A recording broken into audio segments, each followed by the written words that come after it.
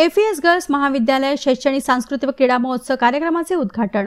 Female education society Chandrapur द्वारा संचालित FES girls महाविद्यालयाचे शैक्षणिक सांस्कृतिक व क्रीडा महोत्सव कार्यक्रमाचे अध्यक्ष तथा फिमेल एज्युकेशन सोसायटीचे अध्यक्ष माननीय ॲडव्होकेट विजय मोगरे, उद्घाटक माननीय श्री अभिजित वंजारी, विधान परिषद सदस्य पदवीधर मतदारसंघ नागपूर विभाग, प्रमुख अतिथी संस्थेचे सचिव माननीय ॲडव्होकेट पुरुषोत्तम सातपुते, कोषाध्यक्ष माननीय श्री देवानंद खोब्रागडे, संस्थेच्या सदस्य श्रीमती शांताकाकू पोटदुखे, महाविद्यालय विकास समिती सदस्य माननीय डॉक्टर विश्वास झाडे, माननीय प्राध्यापक डॉक्टर संजय बेले, माननीय सौ सुनीता लोढिया, माननीय बंडू धोत्रे, प्रभारी प्राचार्य डॉक्टर राजेश चिमणकर, मुख्याध्यापक सौ गीता महेशकर, पर्यवेक्षक मिलिंद जिझिलवार, शैक्षणिक सांस्कृतिक व क्रीडा प्रतिनिधी कुमारी गायत्री थिपे, कुमारी गीतांजली मुलेवार, कुमारी खुशी शर्मा यांची प्रामुख्याने विचारमंचावर उपस्थिती होती।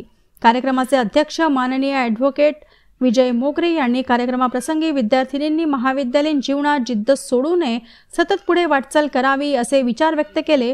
तर कार्यक्रमाचे उद्घाटक माननीय अभिजित वंजारी यांनी उच्च शिक्षणातील होत असलेल्या शासकीय धोरणांवर चिंता व्यक्त केली व तसेच नवीन पिढीला उद्देशाने थोर महापुरुषांची आदर्श समोर ठेवून हताश न होता ध्येय निश्चित ठेवून मार्गक्रमण करावे असे मोलाचे विचार मांडले।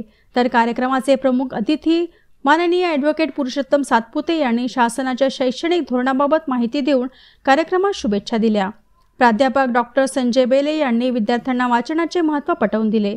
कार्यक्रमाची प्रास्ताविक महाविद्यालयाचे प्रभारी प्राचार्य डॉक्टर राजेश चिमणकर यांनी केले। महाविद्यालयातील संगीत विभाग प्रमुख प्राध्यापक अशोक बनसोड यांच्या मार्गदर्शनात विद्यापीठ गीत व स्वागत गीत सादर करण्यात आले।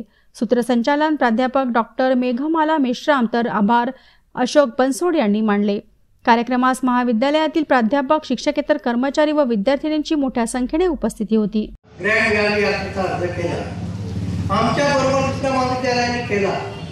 मी म्हणणार नाही, थोडंसं नाव घेणार आहे।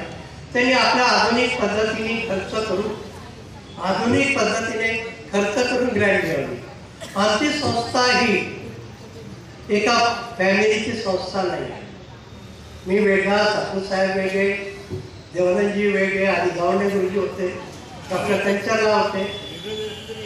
वेगळे म्हणजे फॅमिलीच्या आर्थिक परिस्थितीच्या दृष्टीने एका कुटुंबात उत्पन्न घेणारे नाही।